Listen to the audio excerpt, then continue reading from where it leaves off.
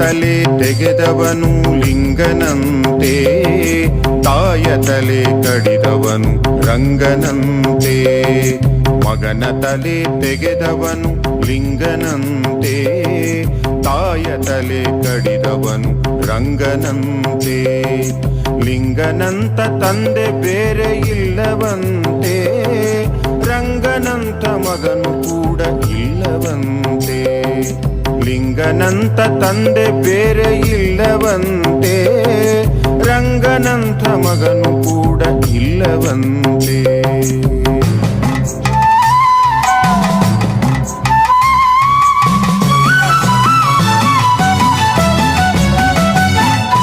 ಗಂಗೆಯನ್ನು ತಲೆಯಲಿಟ್ಟ ಲಿಂಗನಂತೆ,